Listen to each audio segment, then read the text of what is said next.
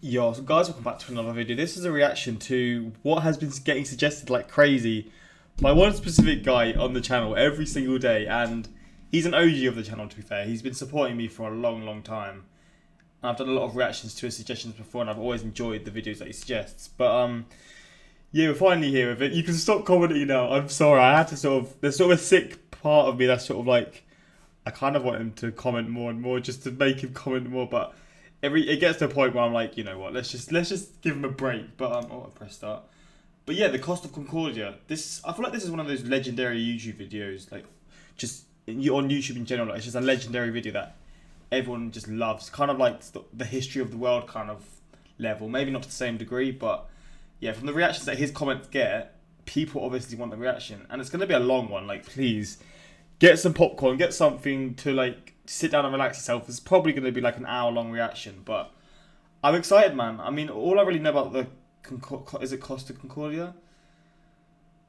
It's the ship that that crashed a lot more recently. I swear it was like in 20. Was it 2010? It was like it was in the 2010s, I think. But no, maybe it was before that. I don't know. I just know basically it's a ship crash, and I mean, yeah, that's all to really say about it. I mean, I'm going to learn about it through this video. I don't know what style this guy's channel is. Is it sort of like comedy, sort of mixed with history, or is it like serious? I don't know, but we're going to get into it. Hopefully going to enjoy. Quick shout out to my Instagram and my Twitter. Links in the description for those. Same for my Patreon. Links are all there for those interested. Posted 3 Patreon exclusive videos yesterday. So yeah, links are all there, but just jump into it, man. I'm hoping this lives up to the expectations of what my comment section has been, like sort of suggesting this, but yeah, I'm excited to get into it. The Costa Concordia. Bro, he's ASMRing in my ears. Ship of dreams. It's been 8 years. This is the meme guy. I can still smell the buffets from their 5 restaurants. I love The this guy so casino much. and 3-story theatre had hardly been used. The gym, the day spa, the sheets in her 1,500 luxurious cabins hadn't even been slept in. Costa Concordia cost $570 million to build. And you could tell. You could really tell.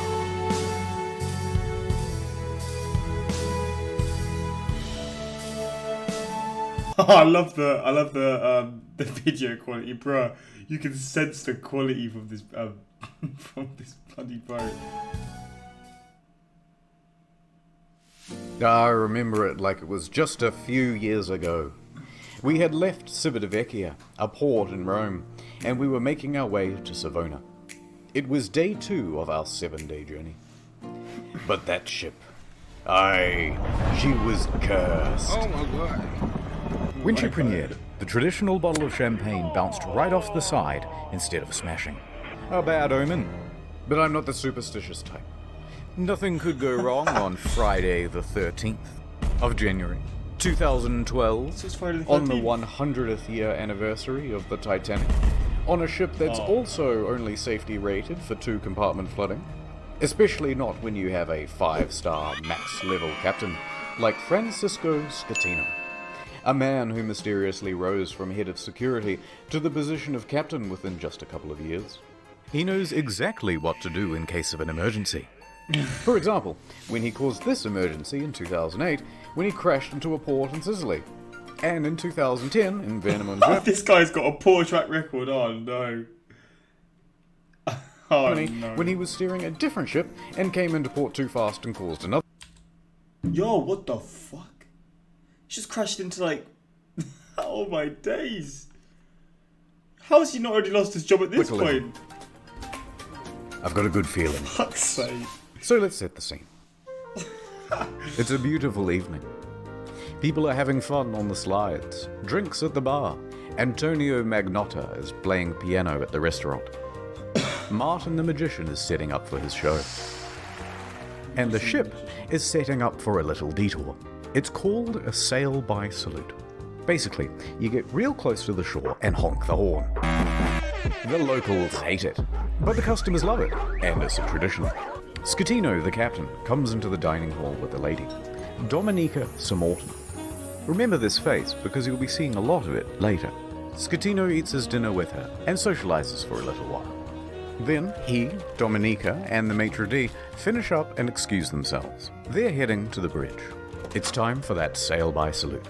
This time, they're going to get closer than ever. Just 1,500 feet from the island of Giglio.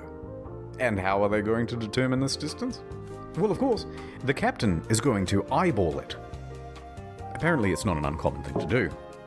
Scatino turns to the fella steering, his helmsman, Jacob Ruslibin. Look at this guy's man. First interesting tidbit. Costa Crociere has hired Jacob from Indonesia at a rock-bottom price, and he's a bit of a newbie to the job. In fact, his profession hitherto, a painter and a cleaner.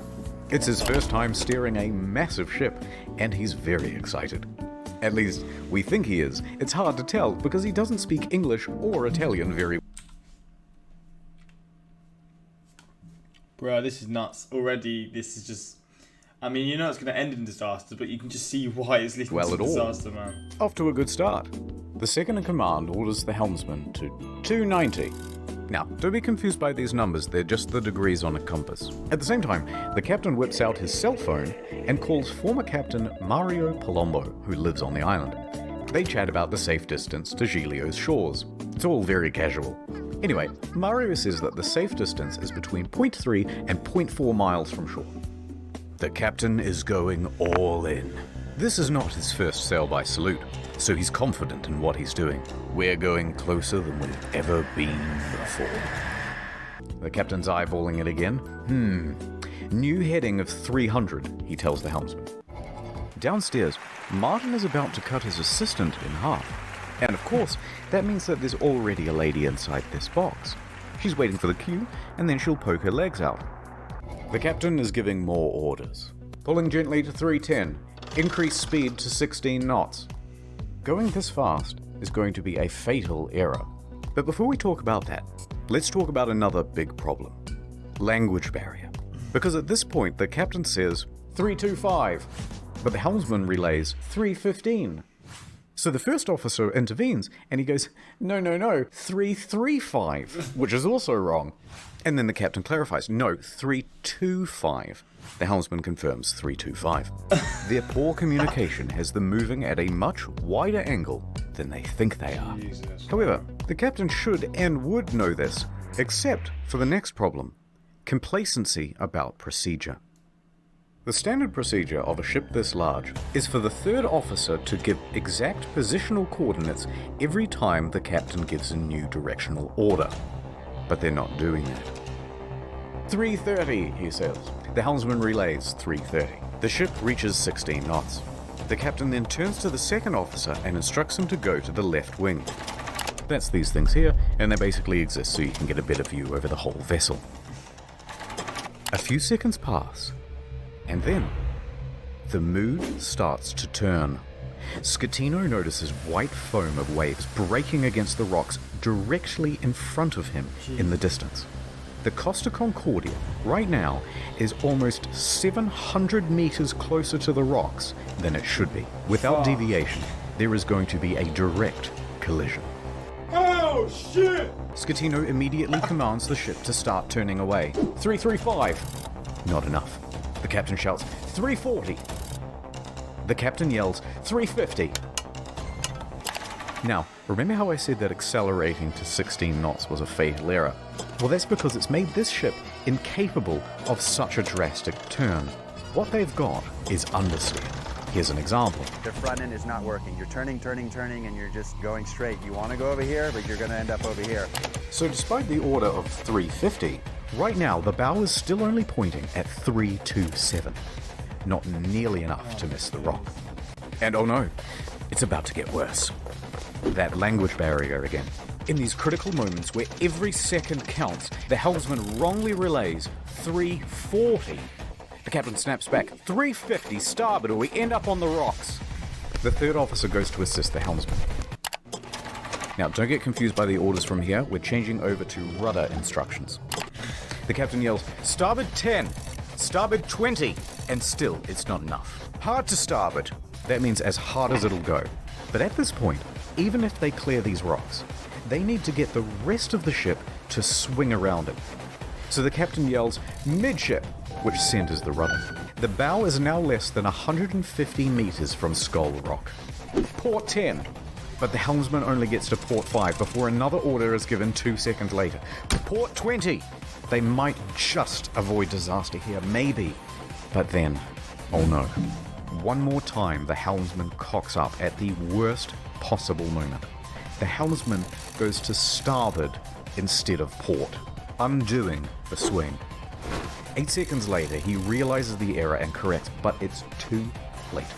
He has just turned a probable near miss into a sure hit. All they can do now is hold on as the bow of the ship narrowly passes by the rocks. Hard to port! The second officer yells, "We're gonna hit!" Collision.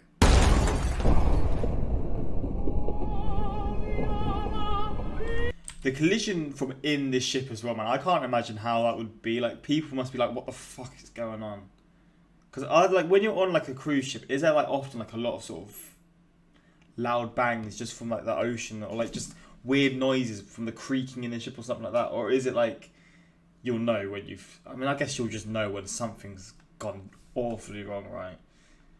Like a loud scratch across the ship or something like that.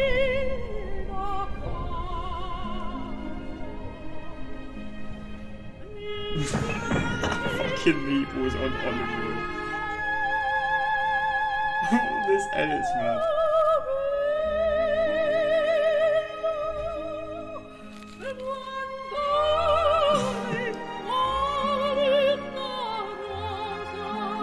Ad time. Downtown, Nordtown. Oh, he's got an ad. Shout out, man. Getting his cashola. I'm going to skip it, yeah, but I'm happy for him, man. I can already tell this is going to be a masterpiece, so he fully deserves it, man. If you're interested, the links are all in the description to his channel. The gash opens. Ad? Oh. The ship hits rocks on the port side. A 53-meter gash opens up in the hull, and thousands of tons of water begin pouring in. A loud scraping and bang is heard by all passengers. At the helm, there's panic. Rumblings in the dining room. Martin awkwardly pauses his act as he's helping his assistant into the box. Meanwhile, the lady inside is trapped and terrified. There's confusion across the ship. All of the crew off shift come back on duty. There's confusion across the ship. All of the crew off shift come back on duty. All officers run to the bridge. Technical crews run down to the lower decks to assess damage. On connection with the rocks, they lose propulsion and slow to 8.3 knots. And they are now adrift. Close the watertight doors at stern. Enormous volumes of water are pouring in. So much so that within 29 seconds of collision, all 6 engines stop working through flooding. 22 seconds later, a blackout happens. Lights, electrics, the water pumps too. Bro. A blackout on a ship in the middle of the ocean that's not even moving anymore. Say it's in the middle of the ocean. It's nearish to land, but it's still pretty damn far. Like if you can't swim or anything. I mean, it is in the middle of the ocean, to be honest. Fuck. Everything. All because of a bit of incompetence and just the captain is on something, man. This is the third occurrence where something's gone completely wrong with him in charge. Like, how has he got a job after the first or second time? The captain orders the helmsman hard starboard. This is the final position of the rudder before power to that, too, is lost. The Costa Concordia, now without power, is drifting starboard, plunged into absolute darkness. Jesus, A quick breakdown of the flooding. When the Concordia struck land, it tore open 3 watertight compartments. At first, compartment 5, which filled very rapidly. Then 6 more slowly, 4 shortly after. Then 7, 8 and 3. Modern ships are built to withstand 2 compartment breaches. These compartments especially, though, are a problem, because they contain the engines and the electrics. These main generators give power to the whole ship. From propulsion motors to rudder to hotel functions, pretty much everything. When they went out, the ship was a functionless, sinking cage. Mate. A few seconds later, the emergency batteries for internal lighting and communications kick on. When the lights come back on, Martin has vanished. He's ditched the stage, and it caused a huge panic in the theatre as passengers are trying to flee to their cabins and to muster stations. People already in their cabins come out and start putting on life vests. Staff rally and try to calm everyone down. Everything is fine. There's no need for vests. Please return to your cabins. The emergency generator starts. All of the watertight doors close except for door 12, which is jammed. The captain calls Pilon, the chief engineer, as the ship begins to list on the port side. There's water coming in? Yes, there's water. But where? The engine room. But a lot of water? Yes! There's water, you can't go down. Let's go down the other side. In a moment we'll start the pumps, I'll let you know. In the theatre, the whole magic box apparatus slides right off the stage and falls into the crowd, further increasing panic. On the bridge, an announcement is being Don't say she's still stuck in there, man. They are going to lie to prevent a panic. Let's just say we have a blackout. Fucking hell.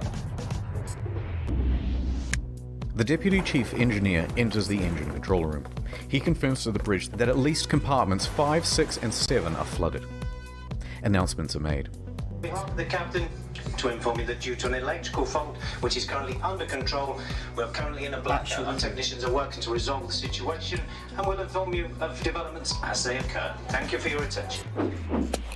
Coincidentally, at the same time in the restaurant, they're playing My Heart Will Go On, and it's very much not helping the situation. The captain calls the Costa crisis unit, Roberto Ferrarini. He tells the crisis unit that they've hit a rock, that they're assessing damages, and that they are also in a blackout. The crisis office says to reverse the ship up onto shore. Well, how are you going to do that? You don't have power to the rudder, let alone the engine. Hoist the sails? Anyway, around this time, the wind direction creates a starboard list, and the ship begins to turn anyway, drifting right back towards the shore, which is a very good thing because you want the ship to end up as close to shore as possible. A panicked passenger senses that something is off. This isn't like any electrical problem that she's ever seen. Plus, there was a massive crashing noise and now the ship is tilting. So, she contacts her daughter in Italy. The daughter then calls the police, and the police call the harbour master. While that goes on, a conversation between Pilon and Ambrosio. The diesel is not starting. The captain asks the engine room, but where have we made contact? Thinking that the incoming water can be reduced. Captain, here everything is lost. The electrical panel, everything. They're saying at this point that the ship is going down. The captain calls Roberto Ferrarini again. Actually, 2 compartments have been flooded, but don't worry, the ship's stability isn't in danger. Wrong. Passengers begin going to muster stations of their own initiative. The cruise... Wait, I feel like I did learn about this a little bit. Doesn't he end up just getting off the ship before everyone's gone? Because isn't the whole point of being a captain you have to wait for everyone to get off? I know, but obviously still, nevertheless, it still doesn't change anything. He's completely just fucked. This director says, "We have a lot of people at muster stations that I do not want to fall overboard. Do we make an announcement to tell them to go to the lounges?" Bozio says, "I think that's best." The harbour master from Livorno calls the ship. The captain tells them that we just have a blackout. How long has this blackout been going on? About 20 minutes. Have you asked passengers to put on life vests? It's just a blackout. I gotta go. The harbour master is suspicious. He says to his superiors that he thinks something more is going on. He calls a patrol boat to the area and asks them to look at the ship. Another problem. The fan on the emergency diesel generator isn't working properly. Pilon manually has to turn the thing on and off with a screwdriver so that it doesn't overheat and cause a fire. The captain is on the phone to the lower decks, asking pointless questions, like, is it still flooded? Yes. Yes, it is. The captain is essentially in denial of the situation. The harbour master calls again. Finally, he says, the ship is taking on water through an opening in the left side and the ship is listing. He qualifies with, no one dead or injured. The harbour master asks if he... Wait, what? What did they say? He's lying. He qualifies with, no that is not something one dead or injured. The harbour master asks if he needs help. Just a tugboat? When in reality, they need a full rescue. With 3 compartments flooded, the captain finally realizes that things are really bad, and they are not going to improve. The Coast Guard orders every available ship to the scene. Meanwhile, up with the passengers, the cruise director's assistant says, everything's under control. Please return to your cabins or hang about in the lounges. Bro, imagine they go to their cabins, they're gonna end up fucking drowning, bro. I understand it's probably to stop like a stampede or whatever, like panic. But in this situation, you're not gonna panic. Like, what do you expect to No happen? problem. She said this despite knowing it was wrong and that it further endangered lives. Most passengers at this point, though, aren't listening to this nonsense, and they're busy figuring out how to abandon ship. Bang, bang, bang, bang, bang, bang, bang. Local television has already picked up the story, and they begin broadcasting live radio feed from the bridge. Hey, Capo. Captain, the passengers are going on board the boats. Okay, let them go to shore. So then general emergency? Wait, let me talk to Ferrarini. We risk the emergency generators that do not have cooling. It has cooling problems, 100 degrees. The cooling fan has stopped. Pilon calls the bridge and tells the safety officer they need to evacuate. The safety officer relays this to the captain, but after no response, he orders the engine room to evacuate on his own. The captain says, "No, stay. We're leaving." So what do? General emergency?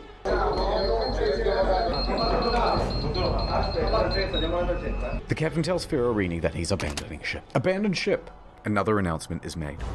Ladies and gentlemen, your attention please. The situation is under control. Please remain calm. But at this time, proceed to your muster station. They're located outside on deck 4. How can you start trusting what the guy's saying when previous times he said, nothing's happened, go to your rooms, nothing's happened, stay where you are? Like, how at this point can you believe what he's saying when previous things he said have been completely the opposite of what's actually happening? The Livorno Coast Guard calls again. The captain declares distress. The Coast Guard officially calls for rescue operations. They contact Pietro Mille, the helicopter base commander, who then calls in every available pilot as he rushes down to the helicopter base. Pilon shuts down the emergency generator for the final time. The first rescue vessel arrives. By this point, the lifeboats are already going. Luckily, the ship is very close to shore. Oh, perhaps too close to shore. The ship forcefully runs aground, creating an uneven center of gravity, and it begins heavily listing starboard. The captain issues a general emergency on board. The announcement to abandon ship is finally called and alarms ring out, and with that comes panic. And now that they're listing, with many of the lifeboats too awkwardly positioned to enter the water, there aren't enough readily available, and they have to start going back and forth to the shore, picking people up and dropping them off. The patrol boats report to the Livorno harbour master that the ship has run aground and is listing heavily. So the harbour master asks the captain about it, and the captain says, no, the ship is still floating. In fact, we're trying to maneuver it onto the shore. He's still fucking this guy, man. They know he's lying.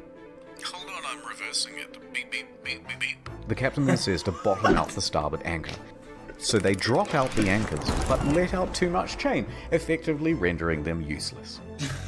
The deputy mayor of Giglio, Mario Pellegrini, and tobacco shop owner Giovanni Rossi arrive at the harbour. They watch the scene unfold. As the first of the lifeboats arrive on shore, the deputy mayor takes the initiative and races to board one of the lifeboats, returning to the ship, and starts trying to find someone in charge. He gives up and starts helping passengers. Schettino tells everyone to leave and take radios, but not before changing out of his uniform and into a nice suit. Priorities. Dimitri Christidis and Silvia Coronica leave with him. The maitre d' and Sir Morton both get out of there. By this point, approximately 300 people are still on the ship. Mille reaches the helicopter base. The first helicopter, a slow-moving Augusta Bell, was already rising from the tarmac for the hour-long flight south. Bozio is the last crew member left on the bridge, coordinating evacuation. He then leaves to help passengers board lifeboats. The bridge is now abandoned. And then, the ship's black box stops working. Apparently there were technical problems with it. That means, from here, things are going to get a little foggy in detail. A while later, rescue helicopters arrive, but they're struggling to find the ship because they're expecting it to still be well above water. Passengers are scaling down the port side by ladder as lifeboats return to pick them up. This is no joke. Oh my goodness. It was no joke, mi amor. Passenger Yes. is not allowed to make a film I'm movie. allowed. Oh, Who say- yeah. A second helicopter, Just a far fuck off, man. Oh, she's. Oh, I can only tell she's one of those people that I just fucking hate, man. You're not allowed. Fuck off. Asked a model. Does she get jailed or anything? Mate, I guess she can't get jailed, right? But like, does she get any sort of things happening to her? I guess not. I guess she's not actually broken any laws. Gets off. The ship stops healing and comes to a final resting place. Now the Coast Guard calls the captain because he's just learnt that the captain has abandoned ship. The captain claims, no, actually I slipped and I fell into one of the lifeboats. Ooh, I'm a klutz. But now that I'm on board, I may as well head back to shore. DeFalco tells the captain to get the fuck back on board. And the captain kind of acts confused and then effectively refuses. So the captain makes it to shore. From here, we only have mainstream news reports to rely on, so it's not going to be super accurate. But they say that Giglio's police chief then finds 110 survivors on the rocks at Point Gabbianara, and among them is the captain. It's not known whether the captain helped anyone while he was there, and in fact, the police chief claimed that he just sat on the rocks and watched other people do the rescuing. A while later, a rescue boat picks up the captain and takes him to the harbour. He speaks to the police. He then finds the ship's onboard chaplain, Father Rafael Molina, and cries to him for about 15 minutes. Then he goes to the harbour master's office to receive probably the biggest dressing down of his entire life. Port authorities ask the taxi driver to take the captain back to his hotel. The captain takes the 30-second cab ride to the Bahamas hotel. According to the cabbie, he was beaten like a dog. He was cold and afraid. He only asked me where he could buy a pair of fresh socks. But then he perked right up again and gave an interview to a news crew. He told them that he was the last to leave. This guy has no shame. What is wrong with you?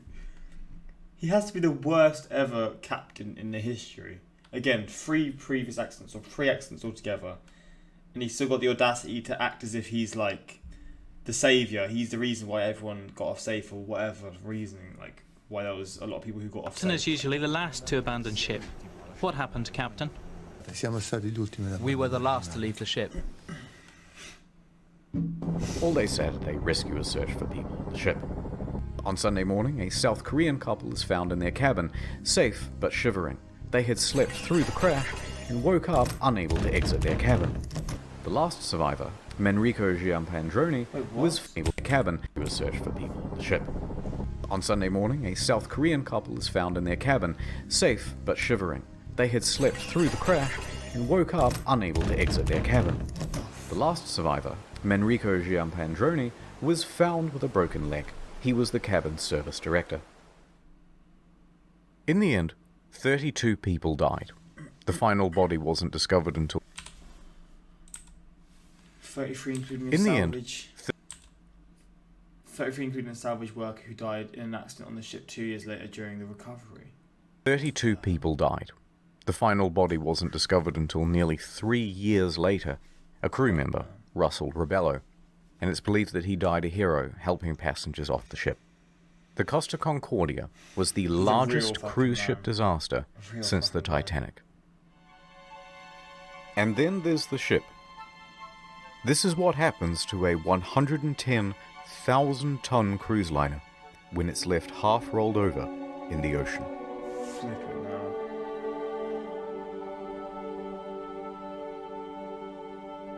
Jesus.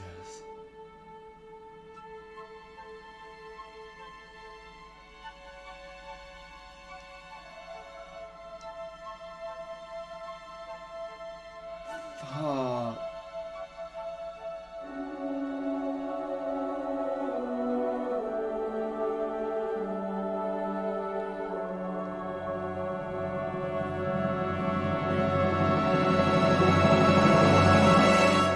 Oh yeah, that got loud.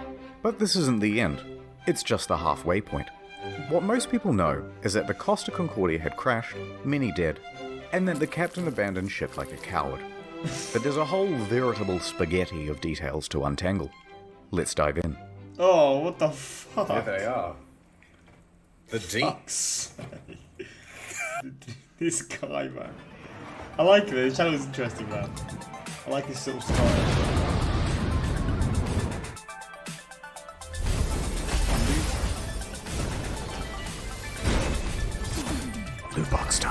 The Costa Concordia was more than just a floating resort. There's a mall, a casino, cha-ching, cha-ching. This iron chest was full of safes and... I just got to see Costa Concordia Mall. Let me just search. Concordia Mall. But I've got to see what this mall was like.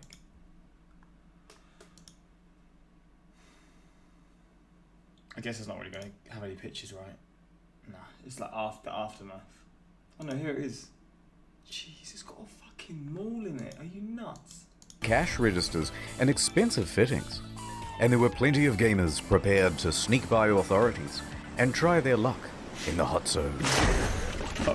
Within days, police divers reported that valuable items, once seen lying around the ship, were now missing. High-end liquor, expensive furniture, dining sets, cash from the casino, cash registers, jewellery and display cabinets, safes, Japanese woodblock prints by famous 18th century artists, as well as the iconic bell which hung from the bridge of the ship. It was never found. Who steals a big fuck-off bell? Even the server admins were getting involved.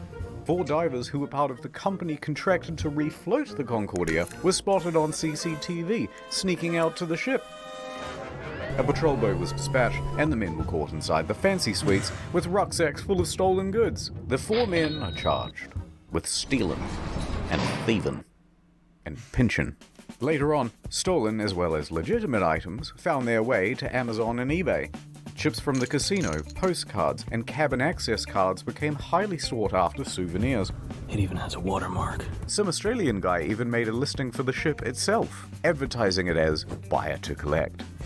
And although there were plenty of bidders, eBay pulled the plug. Oh man. Fuck's sake.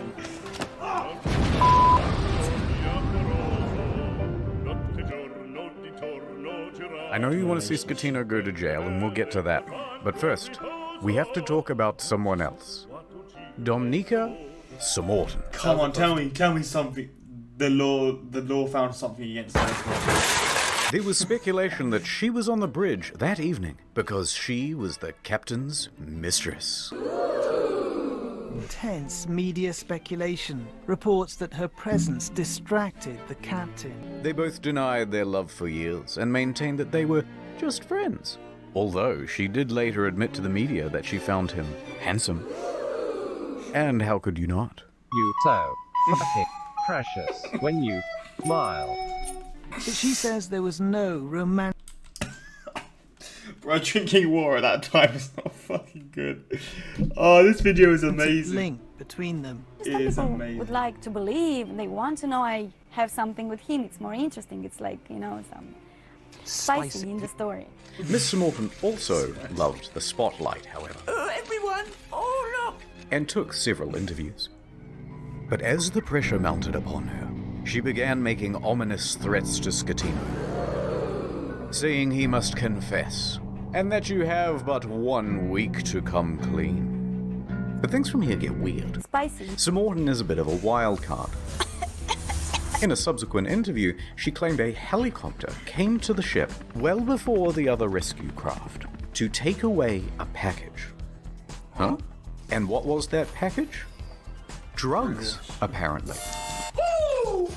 So rumors began that the ship was running narcotics for the mafia. Jeez, and not without cause. A number of cruise ships, even recently, have been caught trafficking drugs. As an aside, Scatino was tested for drugs immediately after the crash. He tested negative for drugs in his system, but trace amounts of cocaine were found in a hair sample. Makes it smoother and less... For fuck's sake! Why have you got to be big-headed into this with his mayonnaise fucking shampoo? I mean, I wouldn't be surprised at this point. Anything goes in this world. There's just suspect things that happen. I mean, I'm guessing at this point the company as a whole are facing... I mean, if even though their ship's already... Their £500 million ship's just sunk, they're facing even bigger worries, I guess, at this point, if they are... transporting drugs? Nonetheless, the Concordia was searched and no drugs were reportedly ever found. Yeah, maybe not. How did we get here? Oh right, a helicopter. Samorton commented on it again the next day and said, actually, that helicopter was just for the captain as a means of evacuation from the ship. Okay, wait. So she expected to get some sort of first-class rescue while everyone else was still stuck on the ship? And they're just cheering. Wait, how did we get here? Oh, right, sex with the captain. Divers were quick to head to the captain's cabin, where they found Miss Sir Morton's lingerie and other articles of clothing, as well as a makeup bag. The jig was up, but they continued denying it. Sir Morton mostly faded from international attention until she was told to appear before the court to present witness testimony. The judge pressed her to be truthful about their relationship, or she would be held in contempt. Either tell me the truth or shut up. So finally, she admitted it. Yes, I had a sentimental relationship with the captain. Stop. Why would you lie?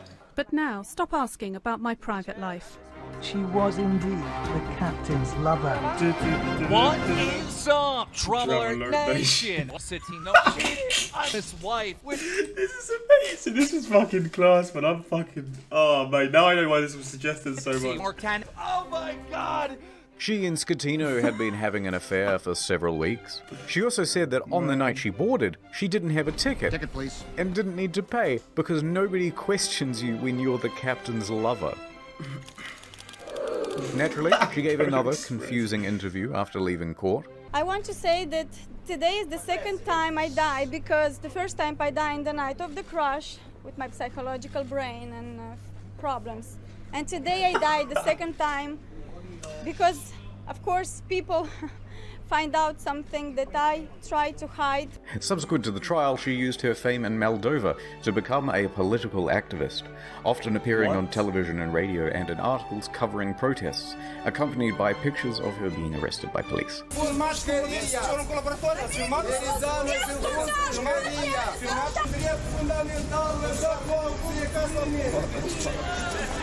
A strange turn of events. How did you get into this?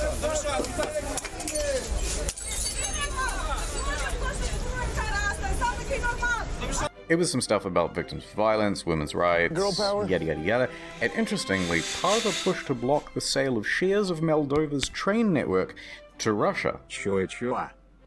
Other than that, I don't really know what she's been up to. Let me just check on her Oh god, not again. Oh no. No.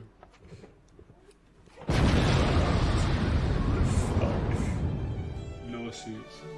Several civil suits were quickly lodged against Costa Crociere, and their parent company, Carnival Cruises, immediately saw a share drop of 23%. Dump it. Passengers sought compensation for their damaged mental health, lost belongings, and loved ones. Either they allowed him to divert from his course, or they didn't know where their billion-dollar ship was. Within a few days, facing financial and media pressure, the CEO attempted to join the bandwagon against the captain and the crew. That was not the ordinary route that the ship was taking at the time, and was not only taking, but the time the ship was... Claiming that the ship was not approved to deviate from the route. But that wasn't true. Approval isn't required if the ship is deviating by less than 15 miles, or that it was against company rules. Also untrue, because investigators found that they didn't have any rules about deviating route, and they tacitly encouraged sail by salutes. Now, in response to the civil suits, Costa Crociere offered passengers 11,000 euros each as compensation. That's kind of small. 11,000 euros, about $14,000, is the minimum compensation under international law when a ship is abandoned. This was to reimburse them for their tickets, as well as any costs they accrued in having to unexpectedly travel home early. And that was supposed to release them from It cost 11,000 euros. Jeez, they're expensive. everything and anything that has to do with this accident. I cannot ask for more than this. A lot of passengers, understandably, were not too happy with this deal, and they refused to take the money. We think the offer is an insult. For what these poor passengers went through, we think that the compensation being offered is not commensurate. Here, take it. Compensation being offered is not commensurate. Later, Costa Crociere would lodge a plea deal with the Tuscany court to pay a €1 million fine to avoid a... Wait, what? Judge Ryder, man, fuck. Compensation being offered is not commensurate. Later, Costa Crociere would lodge a plea deal with the Tuscany court to pay a €1 million fine to avoid a criminal trial. The judge agrees. Costa Crociere is now off the hook for all criminal liability for the whole thing. They've washed their hands of the incident and flecked the residual droplets of responsibility onto the faces of 6 staff members. Passengers and relatives of the dead are livid that the company has been able to avoid criminal responsibility. Offered is not commensurate. Civil suits against the company continue. By the way, the residents of the island of Giglio also banded together and sought damages. They didn't get much. Eventually, passengers who refused the initial compensation of $11,000 joined civil parties against Schettino in his trial in 2015. Is not commensurate. They were awarded €30,000 each. Other cases, especially those involving lost relatives, are settled for undisclosed amounts. Bro, imagine losing family members in this and you're given like this small amount. Like, I'm thinking like millions. If something like this happens and it's human error and the company, the rules of like how it works, the guy who was speaking like 5 minutes ago was saying how they're against it. They don't allow the stuff. It's against the rules, but there's no actual rules in place. Bro, I'm expecting millions to be given to people, especially ones who have lost like, family members, etc. God damn, sketchy world, man. The rich people just get richer. I mean, obviously in this case they're still losing money, but should be losing a whole load more.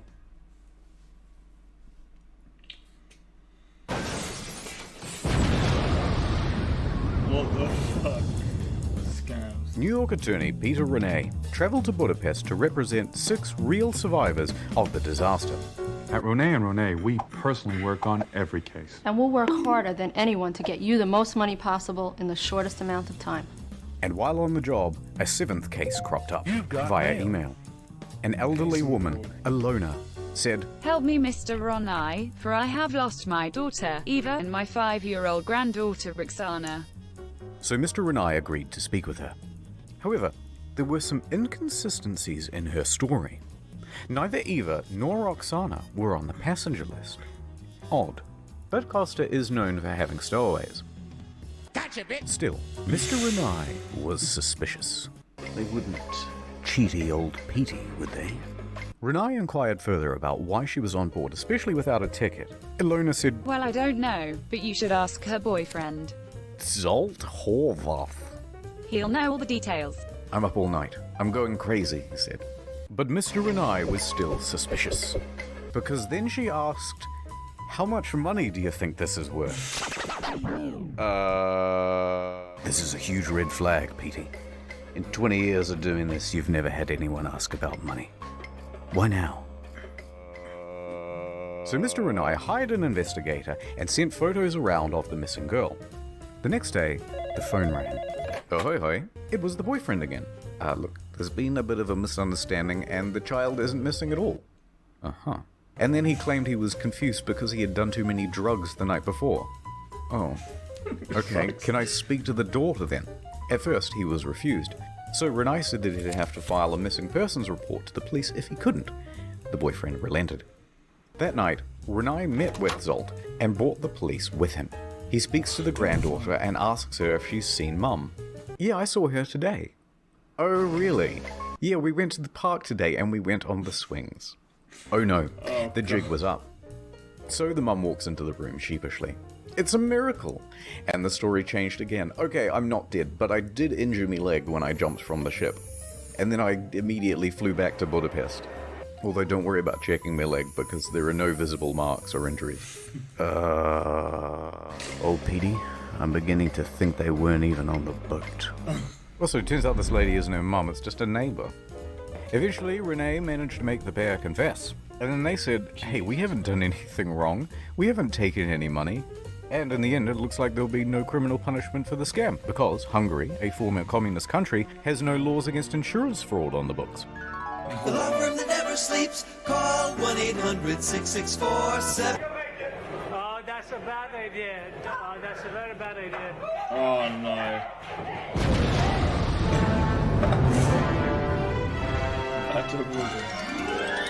Mario, would you teach me some Italian? Oh, of course. Get back on board for fuck's sake. Okay, thanks. Gregorio De Felco, the naval officer who shouted at Schettino to "Vada a bordo caso," became a bit of a national hero overnight in Italy.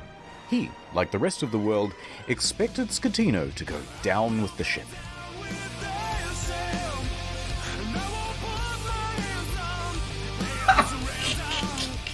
And when the... Bro, what are these edits? Oh, that's amazing. That's actually amazing. Scatino to go down with the ship.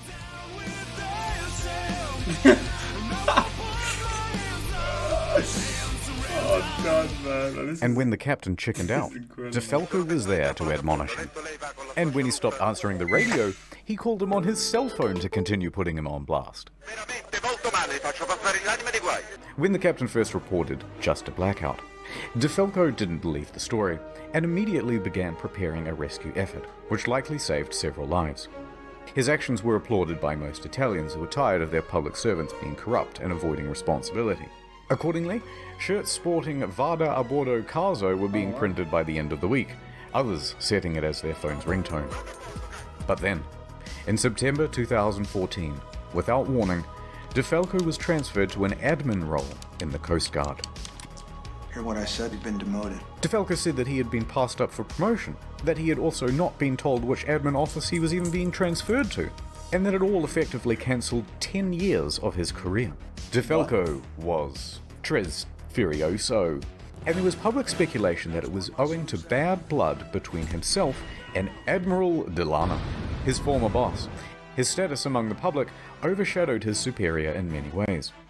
On the other hand, his boss said, no, it's part of a normal career progression for naval officers and that he must show more maturity and professionalism to advance his career. Now, it's hard to know what's true in office politics, so let's leave that alone. And anyway, in 2018, DeFalco said buenas noches, ya later, to the Italian Navy to become a politician. In March that year, he was elected to the Italian Senate, serving as a member for Livorno. He still serves there today. Wow. I'm the captain now. What a career change. There's a lot of crazy career changes, isn't there?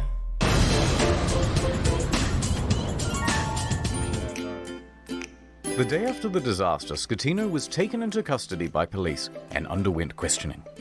However, it was clear that this would not be a straightforward investigation. So the judge released him under house arrest at his home in Sorrento, a town in Napoli. Fuck me, it looks beautiful. By July of that year, the house arrest was relaxed and he was allowed within this general area. While under house arrest, he wrote a book with this journalist from Rai magazine. I have no idea what it says, I don't speak Italian. But goddammit, he must have some kind of charisma going on, because there's been a lot of speculation in the press that he had an affair with her as well. You can't keep getting Hold on, I got it. Not content with abandoning his ship, This guy's a saucy little devil, man. You don't give a damn. is determined to abandon his wife as well. So, Scatino and 5 others are facing criminal charges. Straight away, everyone lodges a plea bargain with the court. And all of those... This is the fucking sim that... Oh, mate, these edits are so wild. I've never seen anything like this on YouTube in Those my plea life. bargains are accepted, except for Scatino's. And the condition of everyone's reduced sentences are that they must provide witness testimony against Scatino. He touched me. Ciro, Jacob, and Silvia were all given suspended sentences. Roberto and Manrico are able to opt for community service or house arrest. Not a bad deal. A good deal. Good deal. And that meant that Scatino was now all on his own. Ciro, the first officer, was the first to give his testimony. Life, man. On the witness stand, he claimed that Scatino was distracted by his mistress and other guests on the bridge. Oh my God. That there was confusion over who was in command. Then it was Jacob's turn. And he said, Lamau XD, because he didn't actually bother with his testimony or his reduced sentence. He just fled the country. It took authorities 12 months to eventually track him down on the outskirts of Jakarta. And when they said, oi, we still want that witness testimony, he just scalped again. And he hasn't been found since. What? After that, Ferrarini gave his testimony, then look, we don't have time to relitigate the whole trial, so let's just go straight to the verdict. Guilty! Scatino was found guilty of multiple manslaughter, causing a shipwreck, abandoning ship, and lying to authorities. He is sentenced to 16 years and 1 month in prison. Will he actually serve? But wait, there's still the appeals. The appeals trial begins. And the verdict on the appeal? Surprise! Rejected. So Scatino's lawyers appealed again. And the verdict on the final appeal? Scatino made multiple attempts to secure a plea deal but was denied by the prosecution each time. The prosecution called for Scatino to be sentenced to 26 years in prison, calling the incident a Titanic affair. Oh, okay, I see what you did there. Scatino was not present. His lawyers stated that he was waiting outside of the jail for the ruling, so that if his plea was rejected, he could immediately start serving his sentence. And with that, 5 years and 4 months after the disaster, he was finally in a cell. But I will not be making any comment. Oh, that hurt.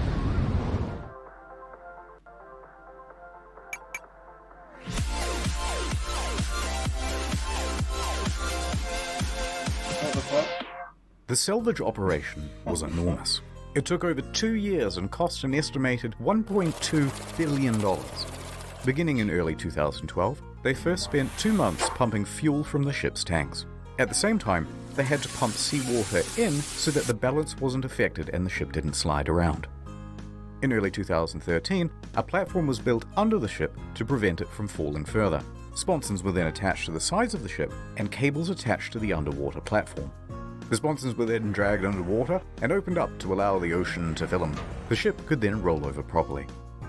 By late 2013, the ship was upright once more.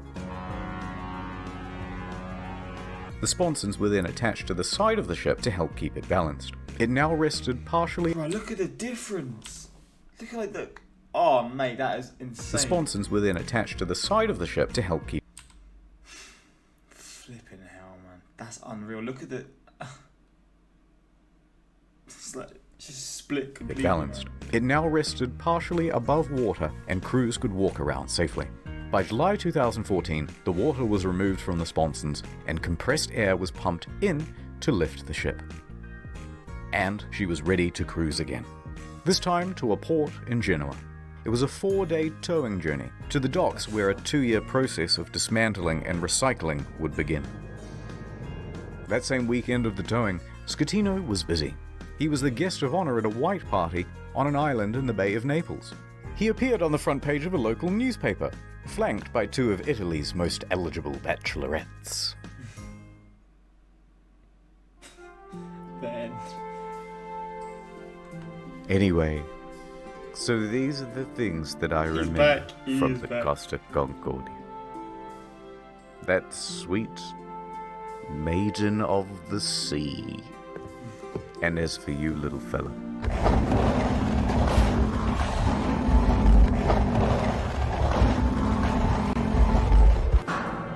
well, it's time to return you from whence you came.